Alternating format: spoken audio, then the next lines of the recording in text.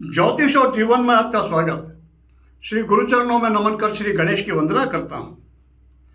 किसी भी व्यक्ति के पास धन संपदा का होना ये एक बात है, और उस धन संपदा का उसके जीवन में उसको भोग भी प्राप्त होना, सुख भी प्राप्त होना, ये दूसरी ही बात है। ऐसा व्यक्ति जिसके पास धन संपदा भी है और वो उसका यथेष्ट भोग भी कर रहा है, परम सौभाग्य की बात है ये। तो जीवन में संपदा किसके माध्यम से प्राप्त होती है, कौन देते हैं वो, उसके दाता कौन, और उनका सुख उसके दाता कौन, इस पर चर्चा करते हैं आज के इस वीडियो में। ऐश्वर्य, यश, कीर्ति, धन संपदा, ये एक तरह से बहुत मिले जुले से शब्द हैं। धन संपदा के कई माध्यम हो सकते हैं, श्रम से, परिश्रम से, ज्ञान से, राजनीतिक क्षेत्र के माध्यम, सहयोग से, कई माध्यम हो सकते हैं जिनसे संपत्ति प्राप्त हो सकती है।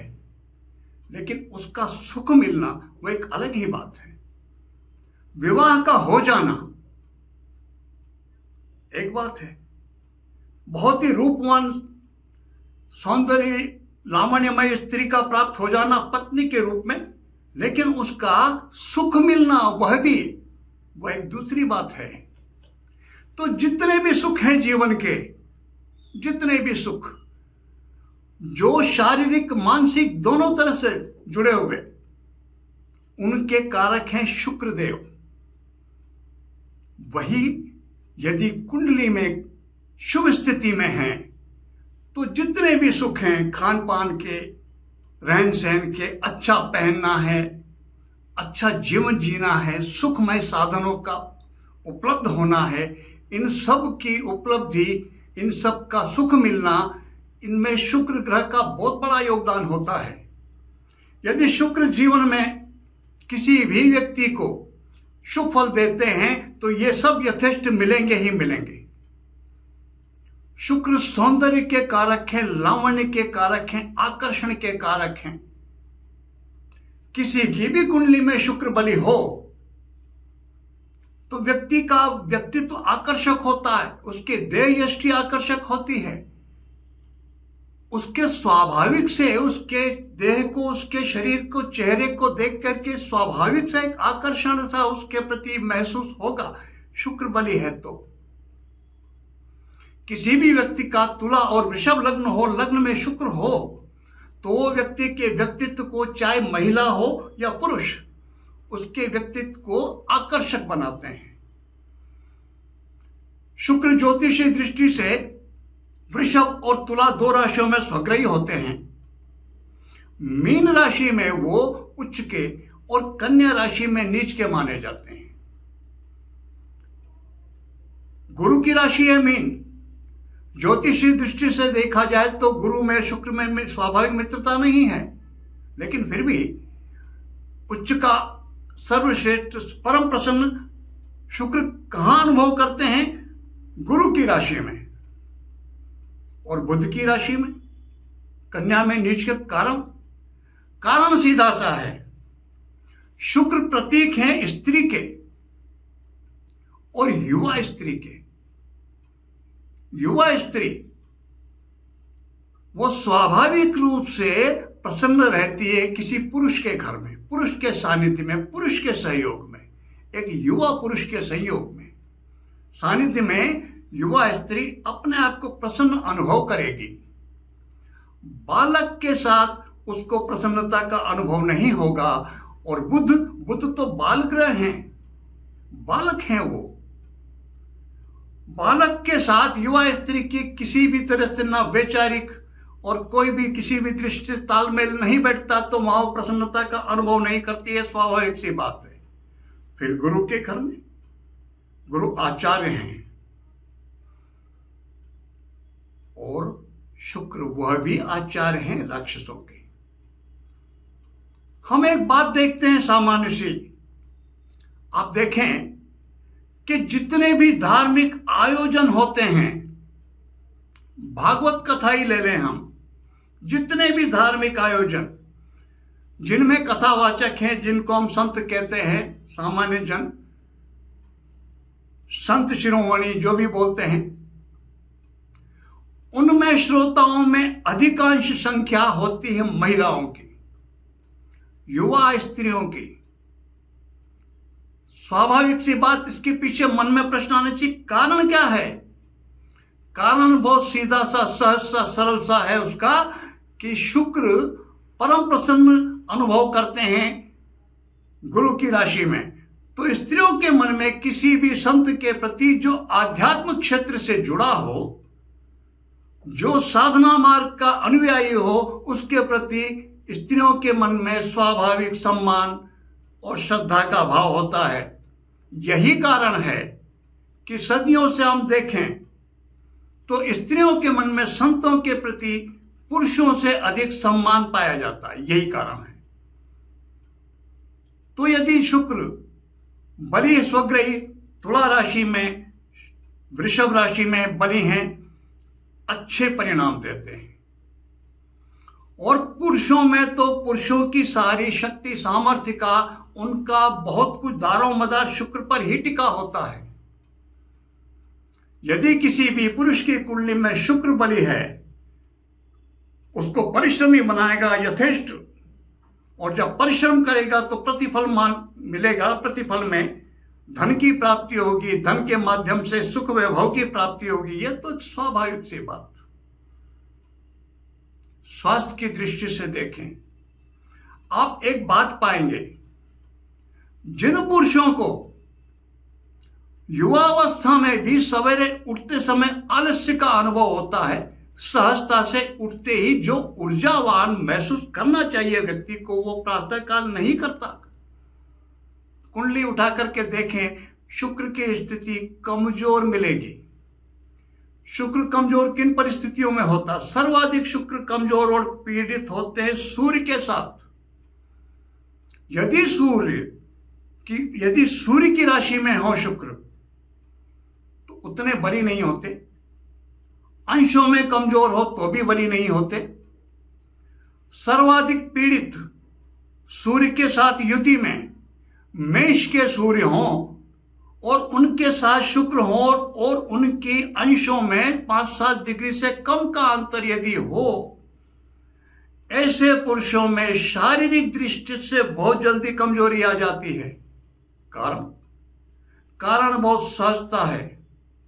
सूर्य के साथ शुक्र बैठने पर सूर्य शुक्र को जला देते हैं, एक तरह से बहुत क्षीण कमजोर कर देते हैं। यदि ऐसी स्थिति महसूस करते हैं, आप मेडिकल लैब में टेस्ट करवा कर देखें। कई व्यक्तियों के सूर्य में और शुक्र में 1-2 डिग्री का अंतर होता है। आप लैब में टेस्ट कराएं तो पाएंगे 99.9% ये स्थिति बनेगी। स्पर्म काउंटिंग उनकी संतोषजनक नहीं मिलेगी। उसमें वृद्धि के लिए आयुर्वेदिक उपचार का सहारा लेना चाहिए। एलोपैथी की दृष्टि से कोई संतोषजनक उपचार नहीं मिलता ऐसी समस्या में। एलोपैथी के जो उपचार होते हैं वो हार्मोन को डिस्टर्ब कर देते हैं और समस्या को बढ़ा देते हैं। यदि ऐसी परिस्थिति है, एक जो ऊर्जा, एक आयु की स्थिति देखते हुए जो व्यक्ति को, पुरुषों को जो जितनी ऊर्जावान महसूस करना चाहिए अपने आप को, यदि उसमें कमी का अनुभव होता है, सीधा सा अर्थ है इसका कि शुक्र की स्थिति कमजोर है।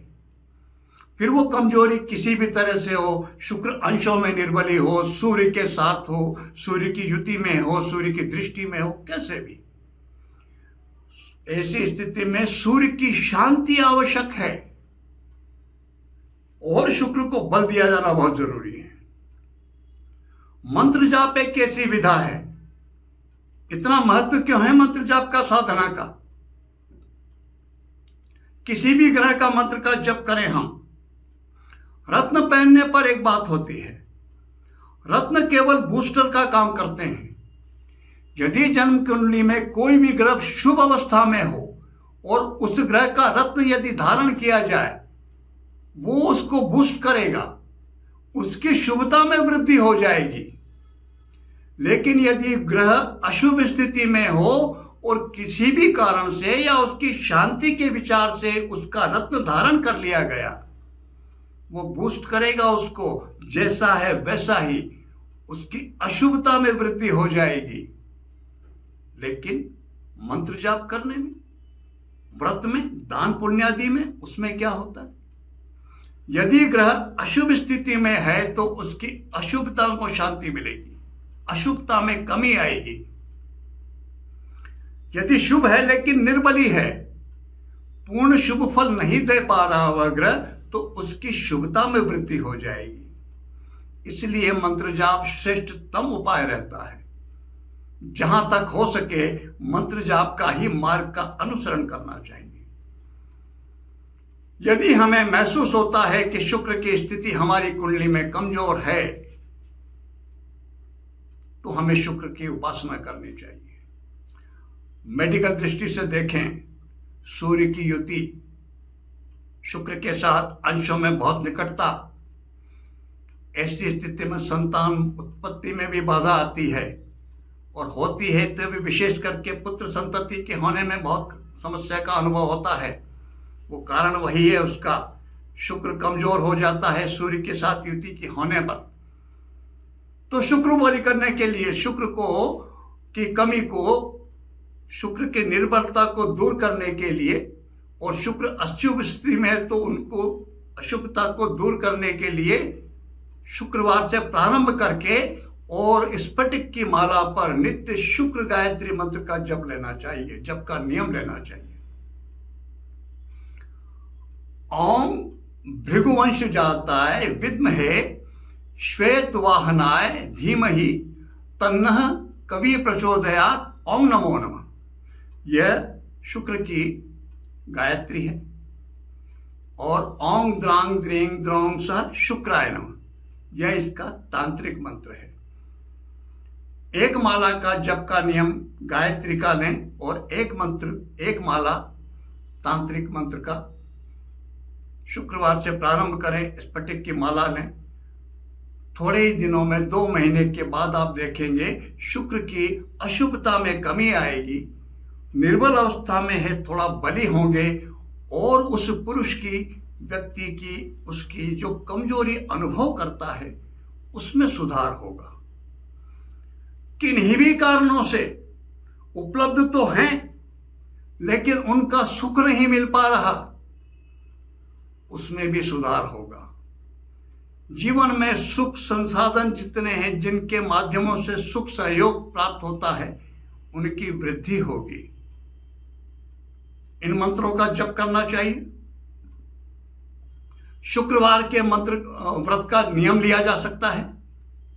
शुक्रवार को प्रातःकाल सूर्योदय के समय इत्र, चावल, स्वर्ण, चांदी, स्फटिक की माला, सफेद चंदन, शक्कर, ये जो पदार्थ हैं, इनमें से किसी का भी यथेष्ट अपनी श्रद्धानुसार शुक्रवार को प्रातः दान करना चाहिए।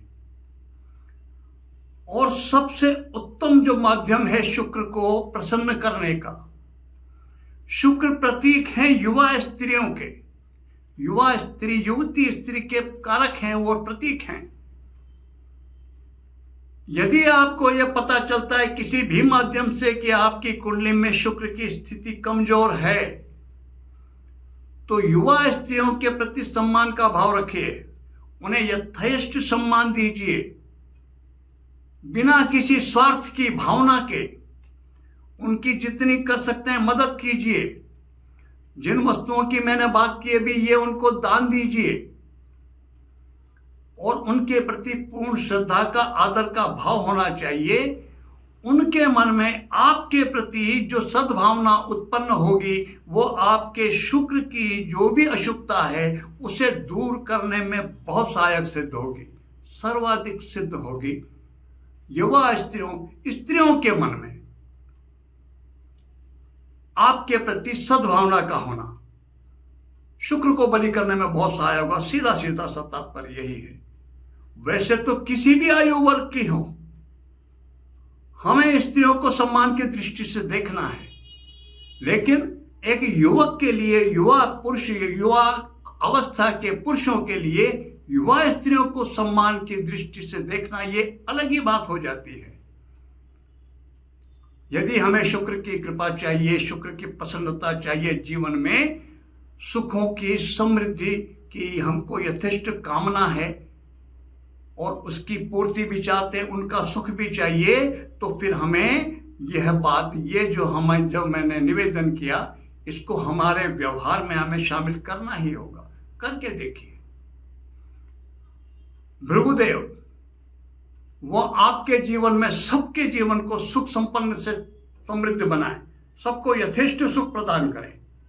इसी प्रार्थना के साथ मैं आप सबको नमन करता हूं। नमस्कार।